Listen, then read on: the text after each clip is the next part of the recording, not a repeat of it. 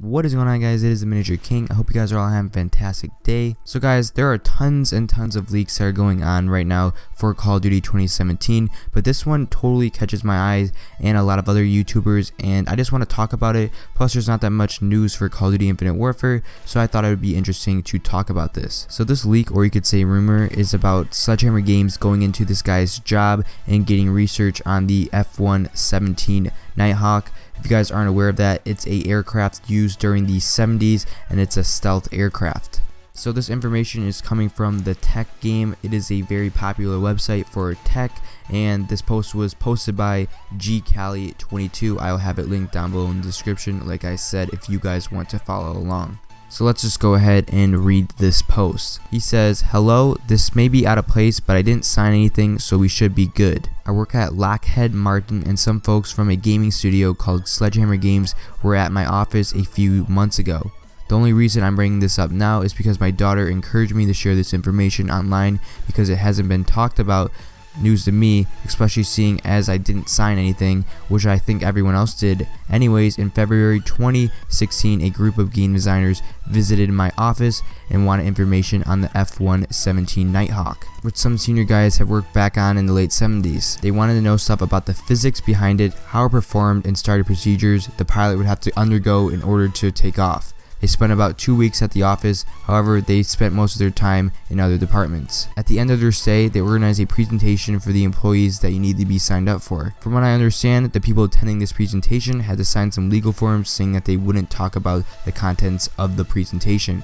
I was on my way out that evening when I decided to poke my head in the presentation for a few minutes. I walked right in the auditorium and stood in the back. It was rather a bland presentation for a video game. It was just a PowerPoint. They talked about the game was releasing in Q4 of 2017 and that it would be an installment in the Call of Duty franchise. They also briefly talked about a level where the player would be flying the F-117. Additionally, they showed us a slide featuring an image to showcase the graphics of the game. The character's realism shocked me. It looked just like real life. I remember the character was a younger looking guy with a scruffy looking beard. I think he had a sweatshirt on and a bulletproof vest on it in addition to a cool looking beanie hat. The hat is what I remember the most. I also recognized the patchy on it. It was a British Special Forces, or SAS. The character was sitting on a curb, smoking a cigar and holding a rifle. Very cool. The developers explained the image was taken in a level called The Troubles. They didn't elaborate any more on that. They went through a few other slides explaining how their goal was to make the game as realistic as possible